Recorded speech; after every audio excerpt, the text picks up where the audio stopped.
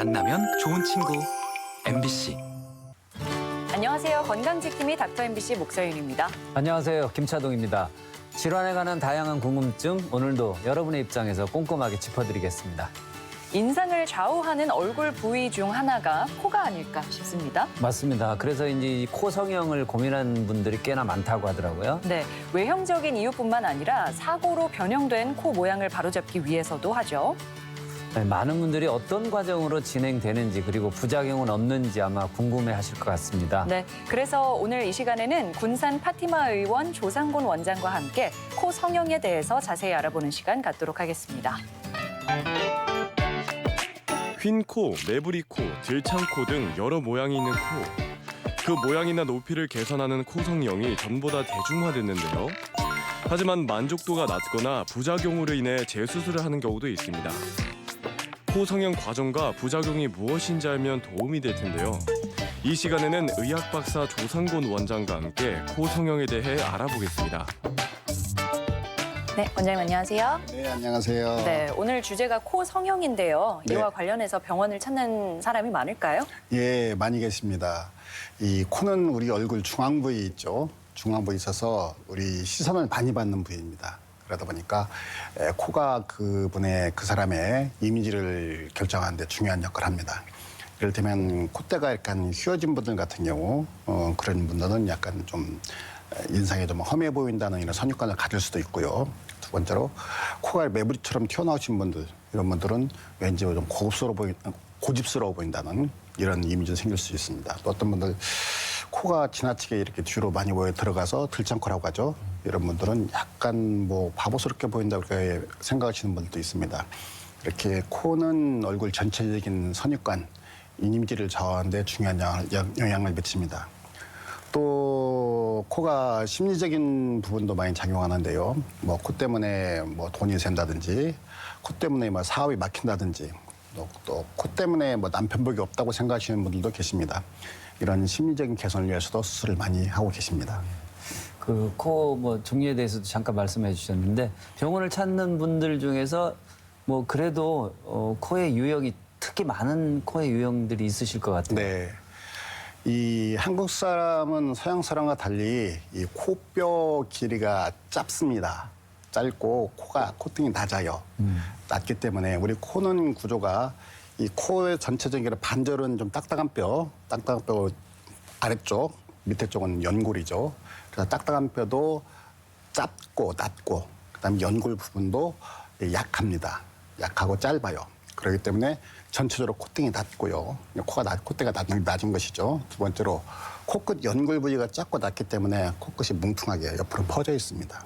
두 번째로 길이가 짧기 때문에 콧구멍이 뒤로 넘어가 있죠. 그래서 이런 낮은 코, 들창코를 가진 분들이 많이 오십니다. 네, 뭐 서양인과 비교해 봤을 때 평균적으로 코 모양이 다르다는 부분은 뭐 저희도 알 수 있을 것 같은데요. 네. 그러면 낮은 코를 어떻게 하나요? 네, 낮은 코를 높여야겠죠. 대부분 높이는 것이 목적이니까. 그래서 높이기 위해서 일반적으로 많이 쓰는 것은 그 필러를 이용해서 높이는 방법도 있고, 아니면은 그 보형물을 이용해서 필러는 좀 1년 좀 기간이 짧죠. 그래서 좀 오래 반영구적으로 유지하고 싶은 분들은 보형물을 이용해서 융비수술하는 수술을 많이 하기도 합니다. 융비술이라고 말씀하셨는데 네네네. 이건 어떤 네. 건가요? 뭐 그냥 쉽게 말해서 콧대 높이는 수술이죠. 콧대 높이는 수술인데 이 아름다운 콧대가 예쁘려면은 코가 시작되는 부위, 그리고 이게 눈과 눈 사이 여기서부터 코끝까지 이은 선, 직선보다 콧대가 한 2mm 정도 약간 낮은 코를 아름다운 코로 보거든요. 이런 모양을 만들기 위해서 보형물을 사용해서 이런 모양을 만드는 것을 그냥 융비술이라고 표현하고 있습니다. 네, 보형물이 들어가는 걸 융비술이라고 말씀하셨는데요. 뭐 보형물에는 어떤 종류가 있나요? 네, 보형물은 크게 세 가지로 나눠볼 수 있습니다. 뭐 인공 보형물, 그다음에 인공 진피, 자가 조직 이렇게 나눠볼 수 있겠습니다. 인공 보형물은 우리가 잘 아는 실리콘 같은 것들, 실리콘이나 고텍스 이런 것들이 인공 보형물에 속하고요. 또 인공 진피가 있습니다. 인공 진피는 뭐 동종, 이종 다시 나눌 수 있는데 동종 진피는 이 다른 사람의 피부에서 채취한 진피를 사용할 수 있게 가공한 것들, 이런 것들 인공 진피에 속하고, 또 이렇게 다른 동물들, 예를 들면 뭐 돼지 같은 그 피부를 박리해서 사람이 쓸 수 있게 만든 그런 인공진피도 있습니다. 이런 것들이 있고요. 또 그 자가진피 또는 자가연골 이런 것들이 자가조직에 속합니다. 이 중에서 가장 대표적으로 많이 쓰는 것은 역시 실리콘하고 자가조직이죠. 실리콘은 우리 몸에 쓰는 보형물 중에서 가장 쓴 지가 오래됐고 그다음에 좀 널리 사용되는 그런 보형물에 속합니다. 실리콘의 장점은 지지력이 좋습니다. 흡수되지 않는다는 거죠. 그래서 한번 수술하고 나면 이 모양이 변하지 않습니다. 이렇게 좋은 장점이 있는 반면에 이건 이물질이죠. 내 몸에서 만든 물질이 아니기 때문에 거부 반응이 생길 수가 있고 그다음에 이것은 혈액순환이 되지 않습니다. 그래서 시간이 지나면서 피부가 얇아 보일 수 있고 비쳐 보일 수 있고 또 염증이 생길 수가 있습니다. 이런 단점이 있습니다. 반면에 자가조직은 이런 인공 보형물의 단점을 보완하는 그런 기능이 있습니다. 예를 들면은 뭐 내 몸에서 만든 것 때문에 거부 반응도 없고요. 그리고 염증도 인공 보형물 사실 적게 생기고 그다음에 비쳐 보인다거나 혈액순환에 차단되는 이론이 없습니다. 그래서 인공 보형물을 사용해서 부작용이 생기신 분들이나 아니면은 코 수술을 안 한 것처럼 자연스럽게 만든 경우에는 자가조직을 많이 사용해서 수술하기도 합니다. 방금 말씀에 보형물로 인해서 거부 반응이 있을 수도 있다고 말씀하셨어요. 또 그다음에 염증도 또 있을 것 같고요. 네. 뭐 원인과 치료 방법이 있을까요? 네, 보형물은 역시 인공 보형물 같은 이물질이기 때문에 우리 몸에서 이물질이 들어오면 거부 반응이 생길 수가 있죠. 그래서 이런 거부 반응은 아무리 뭐 의사나 환자가 조심한다더라도 일정 비율은 생길 수밖에 없는 그런 부분들이 있습니다. 또 이런 인공 보형물은 혈액순환이 되지 않기 때문에 염증에 취약합니다. 그리고 염증이 생겨서 치료도 좀 까다롭습니다. 그래서 일단 인공 보형물을 사용해서 염증이 생기는 경우에는 일단 열이 생기죠. 열이 생겨 빨갛게 달아오르고 붓고 그다음에 심하면은 이제 통증이 생깁니다. 이런 경우에는 일단 치료를 위해서 인공 보형물을 빼야 됩니다. 뭐 거부 반응이 생기든지 아니면 염증이 생기든지 간에 인공 보형물을 제거하고 그다음에 항생제와 소염제를 사용해서 이것을 염증을 갈아친 뒤에 주화 6개월 이상 돼서 충분히 피부가 안정된 다음에 필요하면은 다시 수술하는 방향으로 치료를 하게 됩니다. 대개 이런 염증은 대개 한 5에서 14일 정도에 생기는 것이 일반적이고요. 가끔 가다가 2주가 지나서 생기는 경우도 있습니다. 하지만 뭐 이렇게 염증이나 거부 반응이 생긴다 그 염려할 일은 아닙니다. 왜냐하면은 그 적절한 치료를 받으면은 얼마든지 복원이 가능한 수이기 때문에 단지 한번 생기면은 치료 기간이 길고 좀 힘든 과정이 있고 그다음에 재수를 하기 위해서는 시간이 오래 걸린다는 이런 단점이 있습니다. 네. 사실 성형 수술을 하면서 안전성을 굉장히 크게 봐야 하는 그렇죠. 부분도 있잖아요. 네네. 네, 그래서 안전성을 고려한다면 어떤 선택을 하는 게 좋을까요? 안전을 고려한다면은 물론 인공 보형물을 사용하지 않는 것이 가장 좋은 방법이죠. 그런데 실질적으로 코 수술에서 인공 보형물을 사용하지 않고 코 수술하는 것이 이렇게 만만한 일이 아닙니다. 왜 그런가 하면은 우리 몸에서 그만큼 충분한 재료를 구하기 힘들어서 그런 거죠. 그래서 불가피하게 인공 보형물, 특히 실리콘 같은 인공 보형물을 사용할 수밖에 없는 그런 부분들이 있는데 그렇다면 선택의 문제죠. 인공 보형물 어떤 인공 보형물을 사용할 것이냐 이런 선택의 문제가 되는데 인공 보형물마다 전부 장점과 단점이 있습니다. 그리고 수술하시는 분마다 코 모양은 전부 다르고 또 원하는 목표가 다르죠. 그래서 환자분 현재 모양 그리고 환자분이 원하는 정도를 봐서 어떤 보형물을 선택할 것인가 이걸 결정하는 것이 좋다고 생각합니다. 그렇지만 갈수록 아까 말씀드린 대로 환자분들이 안전을 많이 추구하고 그리고 수술하지 않은 것 같은 자연스러운 그런 코를 많이 원하기 때문에 시간이 지나면서 점차 자가조직을 많이 사용하는 쪽으로 수술이 변해가고 있습니다. 그 보형물을 넣으려면 이제 절개 과정이 있을 텐데요. 네. 절개 방법도 여러 가지가 있나요? 네, 코 수술을 위해서 절개하는 방법 딱 두 가지로 나눠볼 수 있습니다. 뭐 흔히들 비개방형, 개방형으로 나누는데 그 기준은 이 코 기둥이 있죠. 비주라 코 기둥을 절단하느냐 절단하지 않느냐에 따라서 기준이 나뉩니다. 비개방형은 콧구멍 안쪽에 양쪽에 점막 부위만 살짝 절개하는 방법인데요. 이렇게만 절개해서는 저희는 띄지 않겠죠. 이런 좋은 장점이 있습니다. 개방형은 양쪽 콧구멍을 전부 절개하고 비주, 코 기둥 부분을 같이 절단합니다. 이렇게 하면은 피부를 완전히 뒤집어서 코끝 구조, 코끝의 연골이나 조직들을 전부 눈으로 보면서 수술할 수 있겠죠. 그래서 시야가 넓게 확보되는 좋은 장점이 있습니다. 그래서 콧대를 중심으로 수술해야겠다 하는 경우는 대개 비개방을 많이 사용하고 콧구멍을 절개하는 방법. 그다음에 코끝까지 갖춰가는 코끝 교정술을 해야겠다 하는 경우에는 전부 뒤집어서 볼 수 있게 개방형 절개를 많이 하고 있습니다. 네, 방금 코끝 교정술이라고 네. 하셨는데요. 이렇게 코끝의 모양을 신경 쓰는 분들도 많으신가 보죠? 아주 많죠. 네, 코는 코끝이 예뻐야 코가 예쁩니다. 그래서 코끝을 예쁘게 만드는 수술을 말씀하신 대로 코끝 교정술이라고 이렇게 표현하는데요. 코끝 교정술은 크게 3가지 종류로 나눠볼 수 있습니다. 코끝이 좀 낮은 분들은 대개 콧구멍을 만드는 이 연골이 있죠. 콧구멍을 만드는 그 뼈를 우리 날개연골이라고 표현하는데 되게 코끝이 낮은 분들이나 코끝이 뭉퉁한 분들은 이 날개연골이 옆으로 벌어져 있어요. 이렇게. 그래서 벌어진 날개연골을 모아서 묶어주는 방법. 이런 방법이 하나 있을 수 있겠고요. 두 번째로는 이 벌어진 날개연골을 이렇게 모아서 묶은 다음에 이걸 좀 더 높이기 위해서 귀 뒤에서 연골을 써다 여기다 다시 쌓아줍니다. 연골이나 침필을 쌓아주면 조금 더 높아지겠죠. 이런 방법이 있고요. 또 3번째 방법은 이렇게 코끝이 낮은 분들이나 뭉퉁한 분들은 실질적으로는 이 연골이 벌어진 부분도 있지만은 이 기둥이 약해서 그렇습니다. 기둥이 버텨주질 못하니까 자꾸 주저앉는 것이죠. 그래서 귀 뒤 연골을 띄워서 기둥을 세워주고 튼튼하게 세워진 기둥 위에 날개 연골, 콧구멍을 만드는 그 연골을 묶어주고 그 위에 연골이란 진피를 쌓는 방법, 이런 방법들을 되게 많이 사용하고 있습니다. 코가 또 이제 휘어 있는 경우가 있잖아요. 네네. 이 원인은 뭐고 또 치료는 어떻게 하는지요? 네, 코가 휘어졌다는 것은 이걸 정면에서 봤을 때 코가 이렇게 오른쪽이나 왼쪽으로 휘어졌다든지 아니면 콧대가 C자로 휘어졌다든지 S자로 휘어진 경우, 이런 경우를 우리가 휜코라고 표현하는데요. 이런 경우는 되게 선천적인 경우도 있지만은 대부분 많은 원인은 후천적으로 생깁니다. 다친 이후에 그 제대로 치료를 받지 않아서 그 휘어진 채 남는 것이죠. 부러진 채 남는 것이죠. 이런 흉코가 생길 때는 치료 방법은 이 다시 콧뼈를 다시 절단합니다.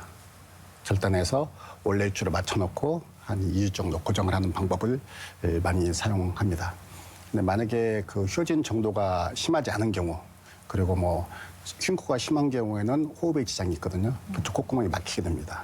그래서 숨 쉬는데 큰 불편함이 없고, 그리고 휘어진 정도가 심하지 않은 경우에는 우리 아까 실리콘을 말씀하셨죠? 실리콘 보형물을 휜 부분에 밖에 디자인을 내서 약간 덮어줌으로써 반듯하게 보이는 그런 수술도 하고 있습니다. 그런데 코 수술을 하고 나서 보니까 코가 휘어 보인다고 하는 사람들도 있더라고요. 네, 그런 경우도 있을 수 있죠. 그런 것은 크게 2가지로 나눠볼 수가 있겠는데요. 원래 수술하기 전부터 콧대가 휘어져 있는 분이 있습니다. 그런데 콧대 수술하기 전에 콧대가 낮죠. 낮으니까 휘어진 정도가 잘 눈에 띄질 않아요. 그러다 콧대를 높이면은 높아지니까 그것이 휘어진 게 많이 보이는 경우, 이런 경우가 있습니다. 이런 분들은 되게 안면 비대칭이 심하신 분들이 생기는데요. 우리가 안면 비대칭 있는 분들 생각해보면은 특히 이 아래쪽 한쪽 턱이 길죠. 안면 비대칭은 한쪽이 발달이 많이 되는 거예요. 그러니까 한쪽 턱이 깁니다. 이쪽은 길고 짧죠. 그러니까 이쪽 많이 긴 쪽이 코가 이렇게 돌아가는 것이죠. 그죠? 그런데 콧대가 낮을 때는 그 눈에 띄질 않아요. 높이니까 이렇게 휘어졌네 생각하는 겁니다. 그래서 선천적으로 그 요인이 있는 분들은 되게 안면 비대칭이 있는 분들, 그런 분들이 코를 높였을 때 비대칭으로 볼 수 있다 하는 거고, 또 2번째로는 그 수술 중에 잘못됐을 때 그럴 수가 있습니다. 보형물을 디자인하는데 디자인이 잘못됐다거나 아니면 수술 과정에 삽입이 잘못됐을 때 그때 휘어져 보일 수 있겠죠. 또 수술이 잘 됐다 하더라도 수술 이후에 어떤 외부의 압력에 의해서 힘에 의해서 약간 보형물이 틀어졌을 때 그때 휘어져 볼 수 있습니다. 네. 이런 것들은 비교적 간단한 시술로 교정이 가능합니다. 그리고 그 메브리코 아까 시작에도 이렇게 말씀하셨는데 예. 메브리코 모양인데 정확하게 어떤 걸 메브리코라고 의미하는 건지?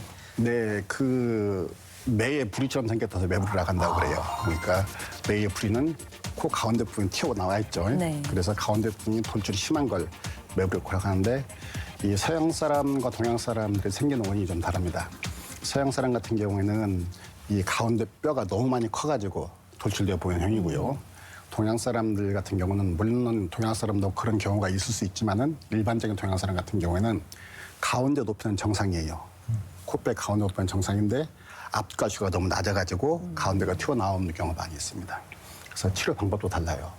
만약 서양 사람 같은 원인 같은 경우에는 너무 많이 튀어나온 부위를 깎아낸다든지 아니면 절골, 뼈를 잘라내는 것이죠. 이런 방법으로 수술하고 동양 사람 같은 경우 앞과 뒤가 낮아서 생기는 경우에는 뒤쪽은 융비술로 높여주고 앞쪽은 콧구 교정술로 높여주는 그런 치료를 많이 하게 됩니다. 그리고 콧구멍이 비교적 많이 보이는 코의 모양을 이제 들창코라고 하는데요. 이런 경우는 어떻게 하나요? 네, 들창코가 생기는 원인은 그 코 길이가 짧아서 그렇습니다. 이게 전체적으로 코 길이가 짧은데 콧구멍을 만드는 뼈가 짧은 뼈에 붙어 있으니까 뒤로 넘어가 보이겠죠. 그래서 들창코가 생기는 것이죠. 그래서 들창코를 다른 말로 짧은 코라고 합니다. 그래서 들창코가 생기는 분들은 이 짧은 코를 길게 만들어야겠죠. 길게 만드는데 그것을 비중격 연장술이라는 방법을 통해서 일반적으로 많이 들창코를 교정하고 있습니다. 비중격 연장술 그렇게 네네. 말씀하셨어요? 네네. 그건 또 뭔가요? 말 그대로 비중격, 이게 우리 콧구멍 가운데를 나누는 걸 비중격이라고 하죠. 비중격을 길게 만들어주는 거예요. 그러니까 들창코 원인이 짧아서 생긴다고 그랬죠. 그걸 길게 만들어주는 거예요. 그 방법은 우리 비중격 안에 보면은 우리 콧구멍을 나누는 긴 연골이 있는데 연골 중에서 뒤쪽에 있는 거 좀 띄어도 되는 부분이 있습니다. 그 부분을 띄어서 앞쪽으로 이어주는 거예요. 그럼 길어져 보이겠죠? 이런 방법을 쓰는 경우도 있고 또 귀 연골을 띄어서 짧은 콧구 앞쪽을 이어주는 그런 수술도 합니다. 그리고 코 비중격을 길게 그렇게 이긴 다음에 아까 뒤로 넘어간 날개 연골, 콧구멍뼈를 잡아서 앞쪽으로 당겨주는 것이죠. 그렇게 하면 콧구멍이 앞으로 나오니까 들창코가 해결되겠죠. 이런 방법을 많이 합니다. 그런데 이것이 설명은 간단해 보이는데 실제로 수술은 쉽지가 않습니다. 왜 그런가 하면은 들창코 있는 분들의 특징은 이 연골 부위가 짧고 약하다고 그랬죠. 네. 쉽게 무너져 버려요. 그래서 쉽게 약한 뼈에다가 아무리 연골을 대봤자 쉽게 무너지겠죠. 그래서 그걸 튼튼하게 하기 위해서는 연골이 많이 필요하다는 이런 또 문제점이 있습니다. 네. 그런데 안타깝게도 이 코의 길이가 짧을 뿐만이 아니라 콧대도 같이 낮은 경우가 많은 것 같거든요. 그렇죠. 네. 대부분 그 들창코 있는 분들은 콧대가 낮은 경우가 많이 있죠. 그리고 설령 낮지 않다 하더라도 코끝을 길게 빼고 그냥 높이면은 상대적으로 콧대가 낮아 보이죠. 그래서 새로 만들어진 콧대에 맞춰서 코끝에 맞춰서 콧대를 다시 맞춰야 되는 그런 문제가 있을 수 있습니다. 그런 경우에는 대개 콧대는 우리가 아까 말씀드린 인공범위 실리콘 같은 걸 사용해서 높이기도 하고 아니면은 자연스러운 모양 원할 때는 자가조직, 주로 자가진피 이런 것들 많이 사용해서 높이기도 합니다. 그 들창코 수술했는데 재발하는 경우도 있는지 또 있다면 이유는 뭔지. 있을 수 있죠. 네. 충분히 있을 수 있습니다. 들창코는 아까 말한 대로 코 비중격이 짧아서 그런다고 그랬죠. 그래서 다른 데서 띄어서 비중격을 길게 이어야 된다고 그랬죠. 그런데 이 비중격 이은 것이 좀 약하게 됐을 때, 지지가 약할 때 비중격이 나중에 무너져 버립니다. 그러면 다시 재발할 수 있겠죠. 또 두 번째로 비중격을 길게 이어서 콧구멍을 만드는 날개 연골을 앞으로 잡아서 당겨줘야 된다고 그랬죠. 그런데 잡아 당길 때 피부나 그 조직들을 충분히 박리해줘야 됩니다. 그 연골에서 콧구멍을 만드는 연골에서 이 박리가 불충분한 경우에는 시간이 지나면서 다 뒤로 수축해 버립니다. 그러면 시간이 지나면서 다 재발할 수 있겠죠. 또 세 번째로는 이 아무리 비중격을 잘 길게 만들고 날개 연골을 충분히 잘 박리해서 앞쪽으로 붙였다 하더라도 결국은 그걸 피부로 덮어줘야 되겠죠. 그래서 피부도 충분히 박리해서 피부를 충분히 늘려줘야 됩니다. 그리고 또 피부가 늘어난 만큼만 길이나 높이를 만들어줘야겠죠. 그래서 피부 박리가 불충분하거나 피부보다 너무 지나치게 코를 길게 뺐을 때 그때 피부 수축력에 의해서 다시 무너져 버릴 수 있습니다. 그래서 비중격 연장술 이후에 재발하는 원인이 될 수 있겠습니다. 네. 근데 이제 모든 수술이라는 게 부작용이 있기 마련인데요. 이 네네. 코 수술을 어떤 점을 고려해야 될까요? 네, 부작용은 여러 가지가 있습니다. 가장 중요한 부작용은 역시 염증입니다. 특히 코는 콧구멍을 절개하는 수술이라서 콧물이나 코딱지가 생기면 염증 가능성이 아주 높습니다. 그래서 코 수술할 때는 반드시 콧물이 적게 나오는 시기를 이용해서 수술해야 되겠고요.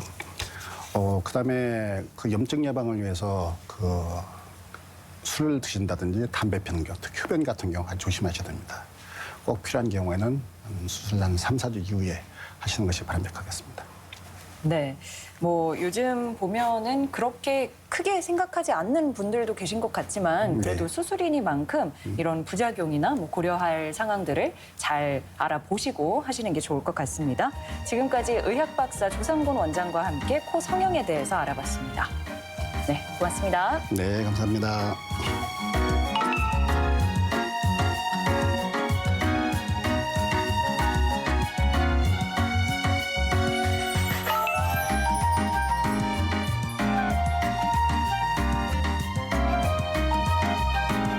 네, 기온이 뚝 떨어지면서 옷차림도 두꺼워졌는데요. 추운 계절이 되면 조심해야 할 질환이 있습니다. 바로 뇌졸중이죠. 네. 지난 5년간 뇌졸중 환자가 19%나 늘었다고 합니다. 네, 하지만 안타깝게도 골든타임 안에 병원에 오는 환자들이 드물다고 하는데요. 뇌졸중의 전조 증상을 알고 있으면 도움이 될 것 같습니다. 네, 팔다리에 힘이 빠지거나 또 말이 어눌해지거나 어지럼증이 나타난다고 하는데요. 조금이라도 의심이 된다면 곧바로 병원을 찾으시기 바랍니다. 네, 여러분의 건강과 관련해서 궁금한 점 있으시면 전주 MBC 홈페이지에 들어오셔서 질문 남겨주시기 바랍니다. 오늘은 코 성형에 대해서 알아봤는데요. 더 알고 싶거나 또 다른 질환에 대해서 궁금하신 분들 글 남겨주시면 닥터 MBC가 여러분의 궁금증 시원하게 풀어드리겠습니다. 저희가 준비한 소식은 여기까지입니다. 다음 주 이 시간에 다시 찾아뵙겠습니다. 고맙습니다.